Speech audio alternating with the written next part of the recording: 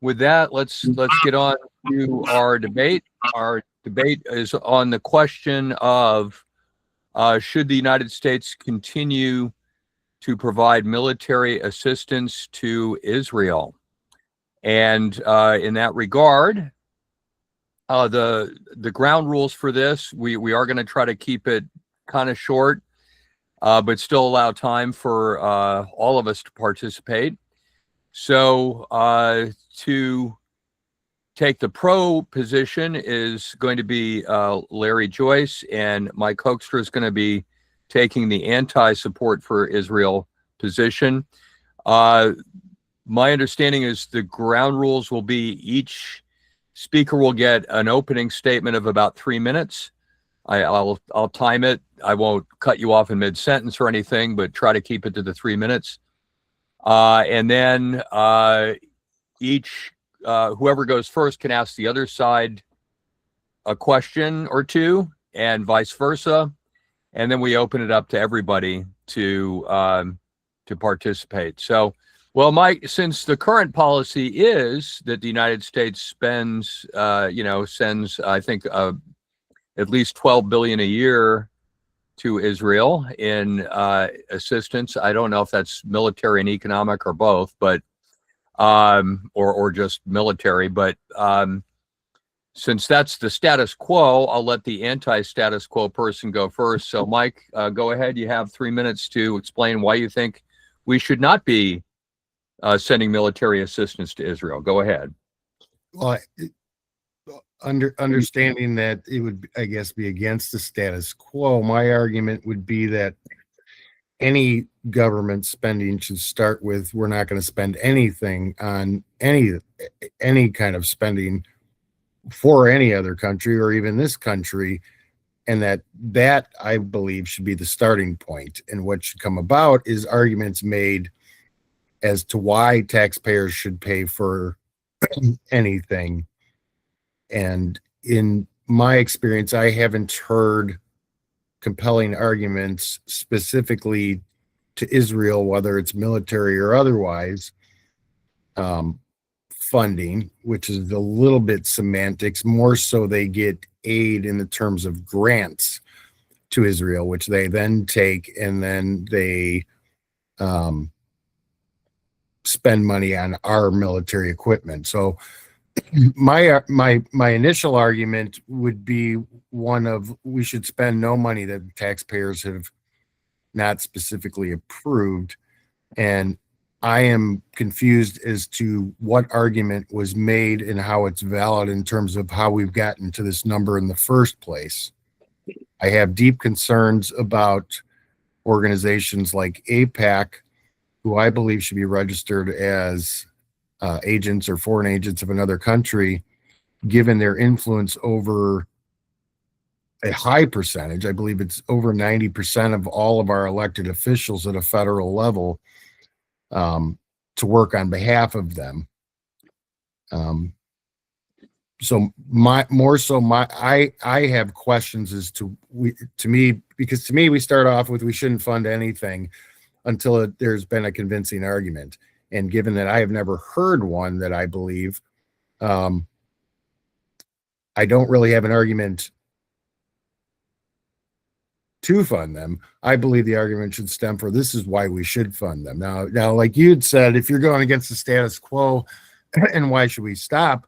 My first argument in terms of that would be, I believe it was Larry that had put forth the Save the Children. I think that was what it was called, as it was related to our national debt. So when we have an issue where my kids and my grandkids are not going to be able to afford things, and many young people these days can't afford things like buying a house, starting a family, I have deep concerns with how much we're over budget and where in the heck we would get the money to fund another country when we cannot pay all our bills ourselves. Okay, very good. Well, you had 15 seconds to spare there. So, Larry, go ahead. You have 3 minutes to explain why we should continue to provide military assistance, grants or otherwise, to Israel. Go ahead. Thanks, Rich. And thank you to all of you who are listening in. Basically, I approach this from two different angles.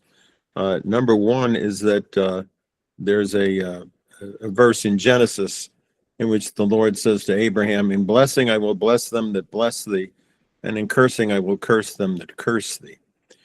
And I'm thinking to myself, we don't get to take advantage of that blessing unless we do bless Israel. And that's not an open-ended thing. There was a time, about 600 BC, when the Lord wiped out Israel with the armies of Nebuchadnezzar. As a matter of fact, in Jeremiah, the Lord says Nebuchadnezzar is my servant, quote unquote. So I don't give anybody a carte blanche check.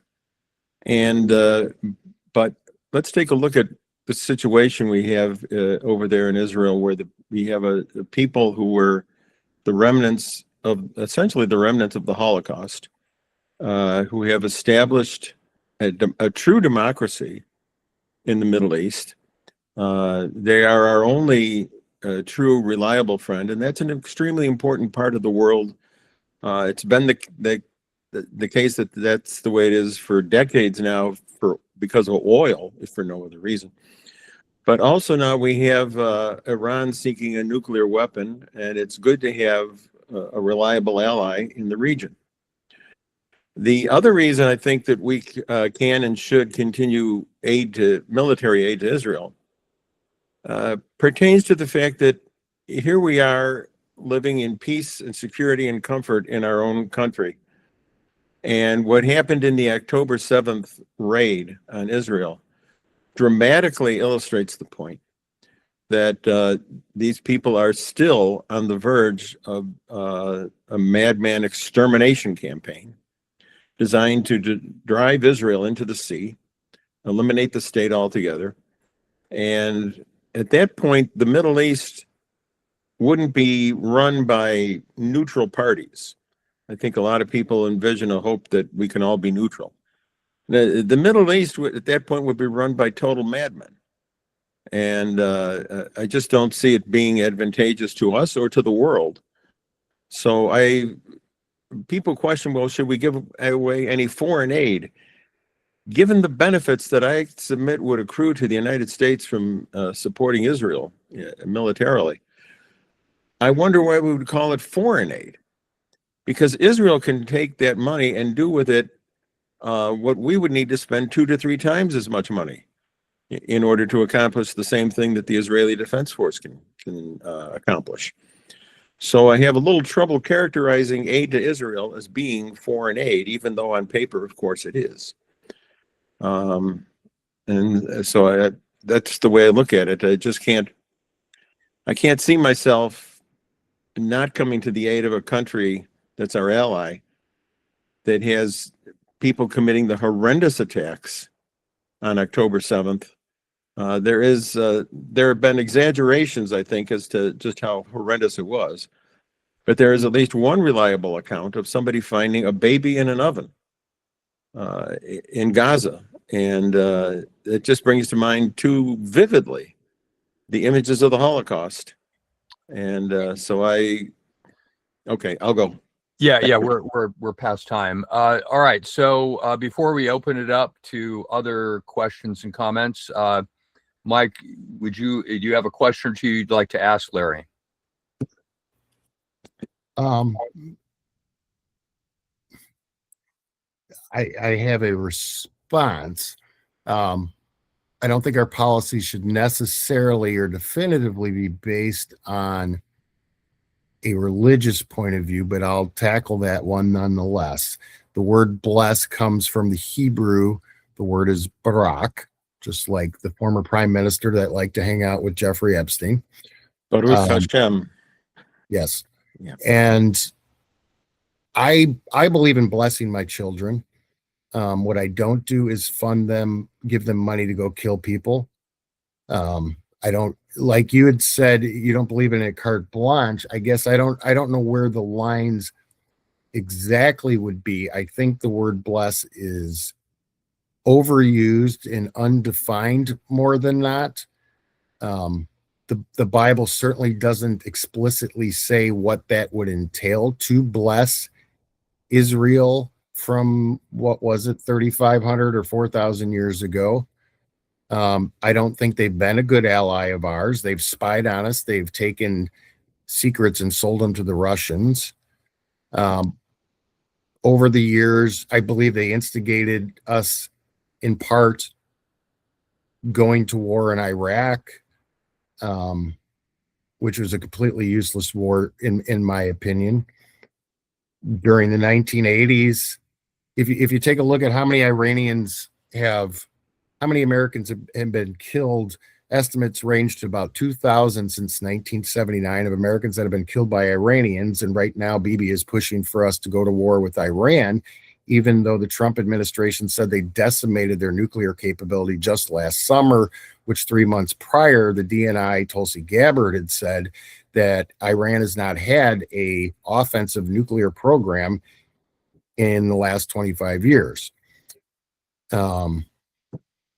Trying to remember another thing you had said. They've stolen secrets from us. It's believed they've stolen nuclear secrets from us back in the 1960s. I believe it was 82, the Marine barracks, which Americans were killed there in Beirut, Lebanon.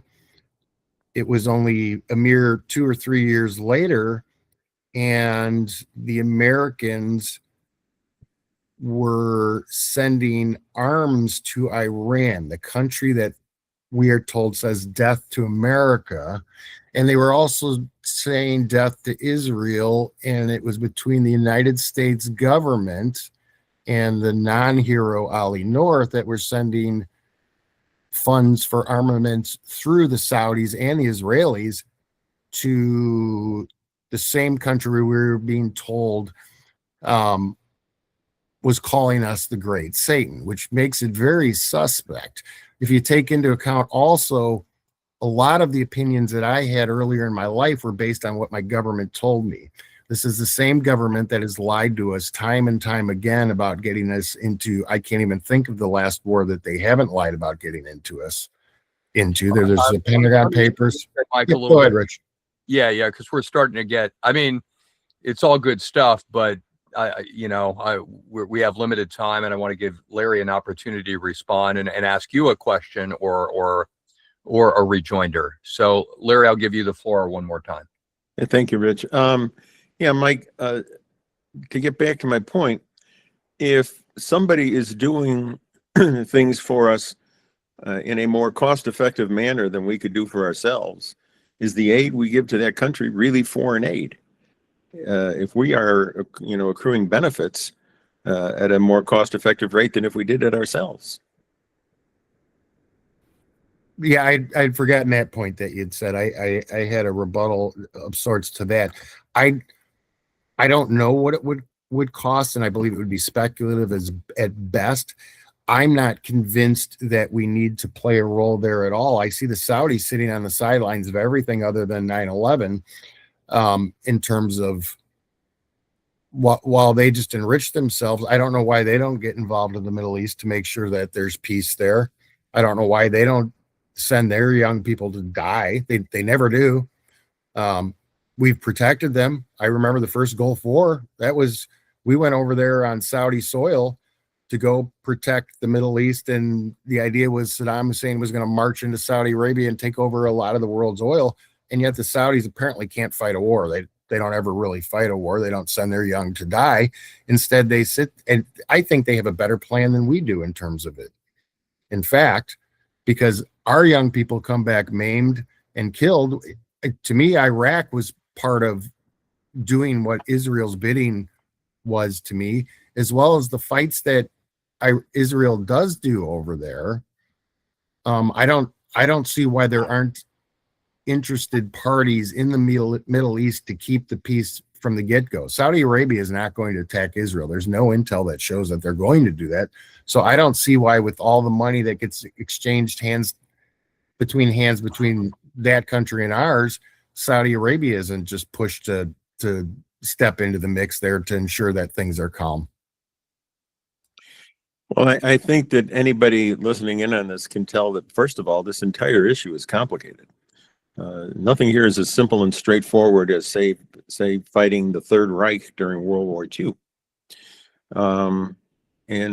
So I think that if we're going to see how we should posture ourselves, I would say that we should allow Israel to control its destiny. We should give them the hardware they need. We should give them the ammunition they need, any satellite intelligence we can provide.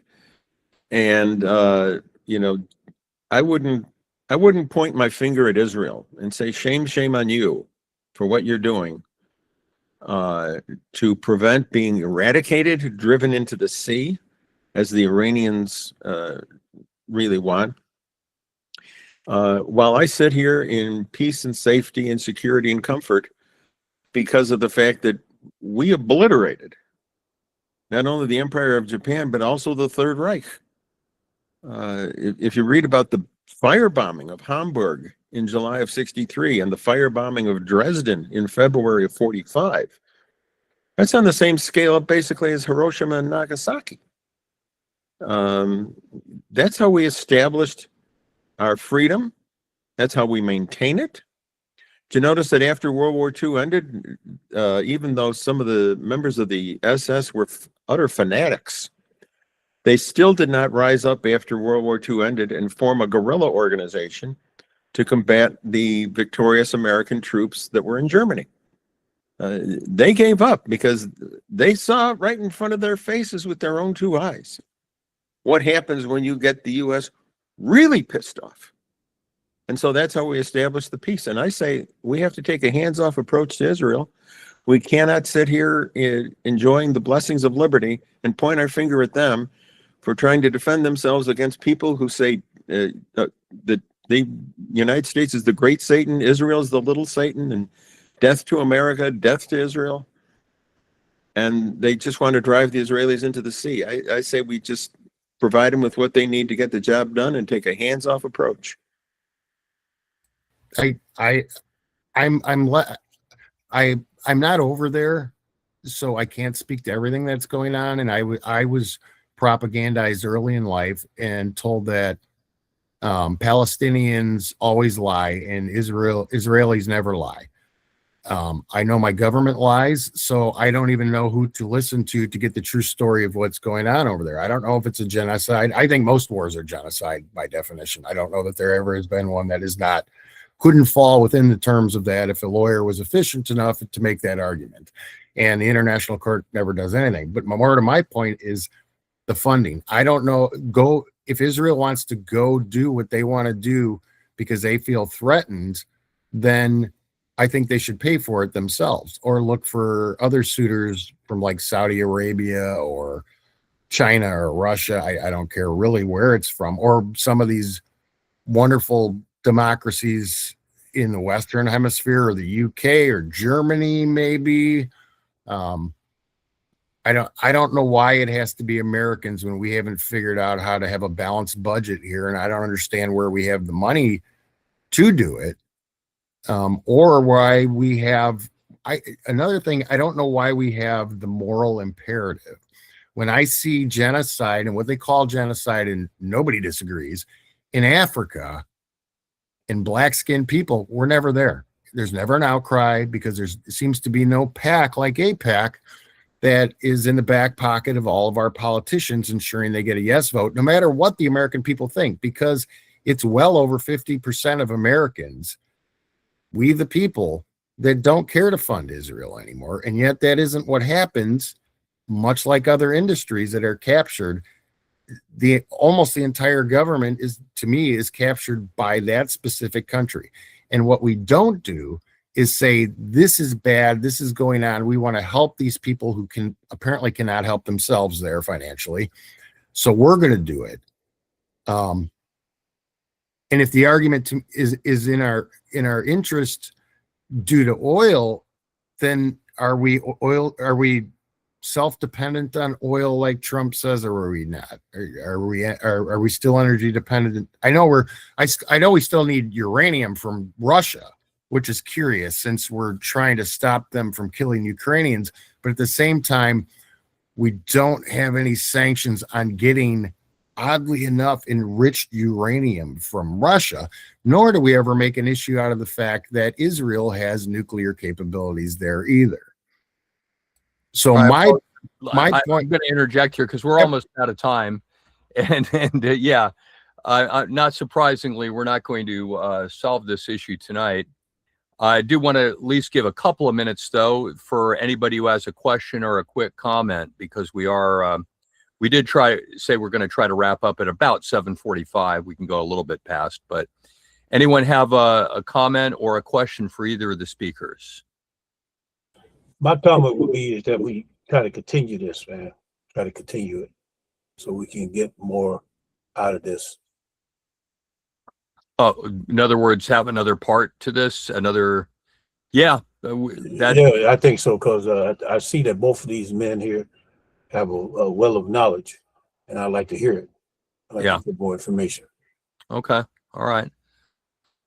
Well, I have my own opinions on this too, and they're different from both of what I've heard. But anyway, I guess my brief comment would be where I would start from a place of why is it that, Larry made the argument that Israel is able to do things for us that much more cheaply than if we were to try to do it ourselves. But what is the for us if it's not about oil, if it's not about trying to control the political outcomes of other nations? Why are we doing that in the first place? So to me, there's a lot of question begging in that premise that they're doing things for us. Well, they're not doing it for me. This is not what I want us to be doing.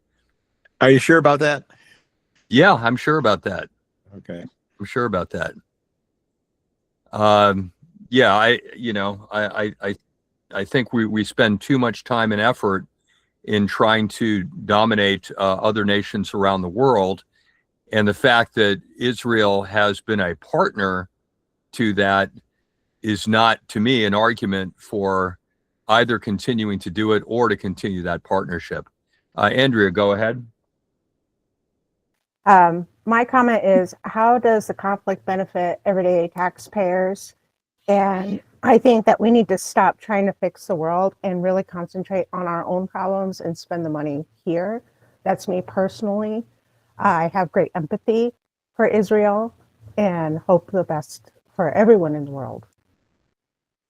Well, that's not a bad sentiment at all to have, but we need to figure out how we're going to work out the details of our response to what's going on in the Middle East.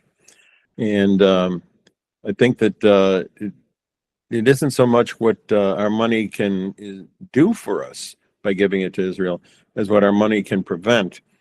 I think we have to be more deeply concerned about Iran than most people realize. There's an Arabic phrase, taqiyya, and I know the Iranians aren't Arabic, but they accept the principle anyway. And that's the idea that it is permissible for the sake of Islam to tell the truth in a manner which is deliberately deceptive. For instance, Gabbard has said that they're not working on a program to get a nuclear bomb. Well, a nuclear device that's used to generate an EMP isn't really a nuclear bomb. It doesn't exert its effects by virtue of its explosive force or its heat or anything like that. But when it goes off, it can fry everything in the line of sight, and that could include the entire continental U.S. And the Graham Commission, which was appointed by Congress, concluded back in 2005 that an EMP at the right altitude and in the right place could kill 90% of the population of the United States within a year of its detonation. So I'm concerned that the Iranians, would have the potential to do something like that. And I'm very glad then that we have an ally in the Middle East that is so staunchly opposed to Iran. Okay, I think we're going to have to leave it there to kind of stay on top of our time parameters. Next time we'll have a little more time for whatever we're talking about. I don't know. Well, what's the sentiment of the group? Do we want to have a part 2 on U.S. support for Israel, or do we want to move on to one of these other topics? Looks like I'm seeing a lot of support for doing a part 2. And what form that'll take, we'll figure out. Maybe we could have 2 different speakers. Maybe just have more of an open forum kind of thing. I don't know. If I may say, Yeah. first of all, Mike, I appreciate you. I'm glad you joined us and added your thoughts. And, I also appreciate the fact, Rich, that we were able to have a forum, a discussion about an extremely sensitive topic in a completely civilized manner. Yeah. I think that was amazing. Yeah. I'll agree 100% on that, Larry. And I think it's an example of how our political discourse should occur, and is veered so far away from when I was, certainly when I was a younger person. You just don't see this in the political dialogue these days, and you should. I think it's far more beneficial.